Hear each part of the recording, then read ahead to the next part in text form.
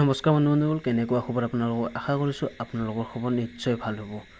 আৰু আজি মই আহিছোঁ আমি আহিছোঁ ডক্টৰ ভূপেন হাজৰিকাদেৱৰ সমাধি ক্ষেত্ৰলৈ। আৰু ডক্টৰ ভূপেন হাজৰিকাদেৱৰ সমাধি ক্ষেত্ৰলৈ আহি প্ৰথমতে সোমাই ইমান ধুনীয়াকৈ ভিউ পালোঁ এটা, ইমান ভাল লাগিছে যেনেকৈ মই মুখেৰে আপোনালোকক ক'ব পৰা নাই।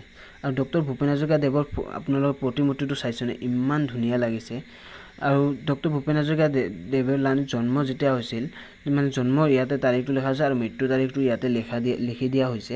আৰু আপোনালোকে যদি ইয়াতে সোমাব লগা হয় তেনেহ'লে আপোনালোক জোতা বা চেণ্ডেলখন আপোনালোকে খুলি ইয়াতে সোমাব লাগিব।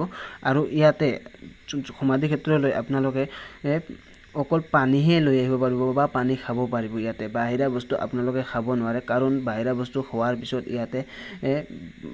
পিছত যিটো আমাৰ প্লাষ্টিক বা কাগজ ওলায়, সেই বস্তুটো আমি ইয়াতে জাবৰবোৰ পেলাই দিয়া হয়। তাৰ কাৰণে আমি ইয়াতে খোৱাটো একদম নিষেধ বুলি ভাবিব লাগে। কাৰণ কিয়, ইয়াতে যদি আমি জাবৰ পেলাওঁ তেনেহ'লে আমাৰ ডক্টৰ ভূপেন হাজৰিকাদেৱৰ সমাধি ক্ষেত্ৰখন লেতেৰা হৈ যাব। আৰু ভিতৰত আমি কি আছে আপোনালোকক গোটেই দেখুৱাই আছোঁ, আপোনালোকে চাওক।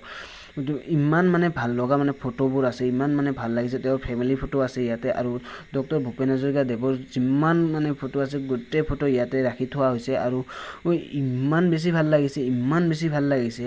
আপোনালোকে যদি কেতিয়াবা গুৱাহাটী জালুকবাৰীত আহে তেনেহ'লে ডক্টৰ ভূপেন হাজৰিকাদেৱৰ সমাধি ক্ষেত্ৰলৈ আপোনালোকে প্লিজ এবাৰ আহিব। আৰু আপোনালোকে আহি এবাৰ চাই যাব কেনেকুৱা লাগে। অকল বাহিৰৰ পৰা চালে নহয়, ভিতৰতো চাব লাগিব। ভিতৰত এনেকুৱা ধুনীয়া লাগে, য'ত ক'ব নোৱাৰা হৈ গৈছোঁ মই মুখেৰে।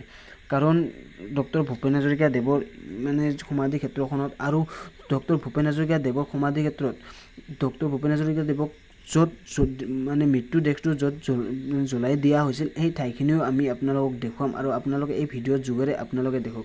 আৰু যদি ভিডিঅ'টো ভাল লাগে তেনেহ'লে আপোনালোকে লাইক, কমেণ্ট, শ্বেয়াৰ কৰি দিব। আৰু লগতে চেনেলটো যদি নতুন আহিছে তেনেহ'লে চেনেলটো ছাবস্ক্ৰাইব কৰিব।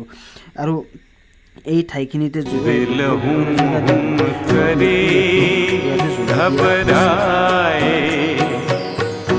घन धम धम करे